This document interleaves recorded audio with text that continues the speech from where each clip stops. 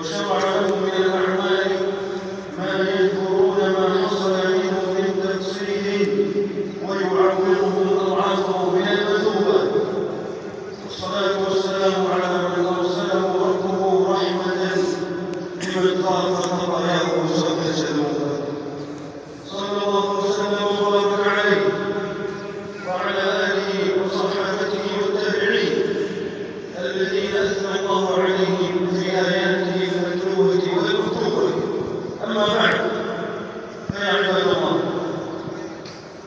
ليحذر المؤمن من إثم المعاصي، ليحذر المؤمن من إثم المعاصي واستمرار الخطيئات واعتياد السيئات، فإن ذلك أمارة الخذلان وعلامة الحرمان والبعد من الرحمن. وأما من آلمته سيئته وأحزنته خطيئته وأهمته ذنوبه فإن ذلك علامة الإيمان والقرب من الرحمن والعرض على خير عظيم. فلا على هذه الحال قال عبد الله بن عمر عن أبيه رضي الله عنهما قال قال رسول الله صلى الله عليه وسلم: من سرته حسنته وساءته سيئته فذلك المؤمن. أخرجه الإمام أحمد والترمذي.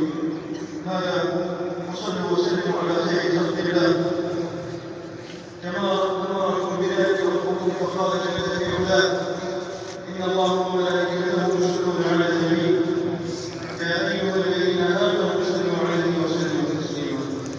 اللهم صل وسلم وبارك على عبدك ورسولك نبينا محمد، وارض اللهم عن أربعة الخلفاء الأئمة الحنفاء أبي بكر وعمر وعثمان وعلي، وعن باقي العشرة وأصحاب الشجرة، وعن سائر الصحابة أجمعين، وعن التابعين وتابعيهم بإحسان إلى يوم الدين.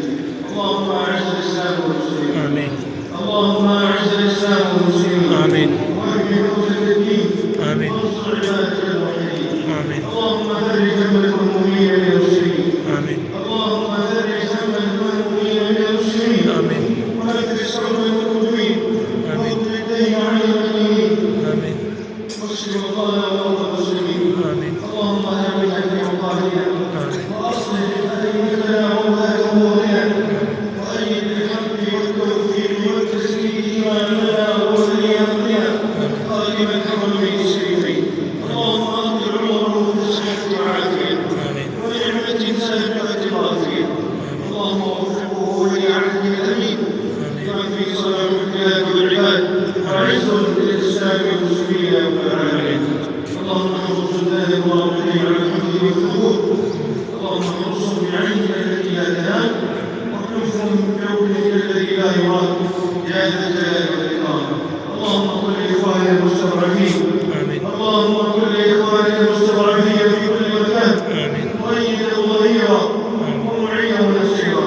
اللهم قل لهم في فلسطين، اللهم قل لهم في فلسطين وفي السودان وفي كل مكان. اللهم أجل ضعفهم قوة وخوفهم أمنا وبؤسهم سعة ورخاء يا رب العالمين.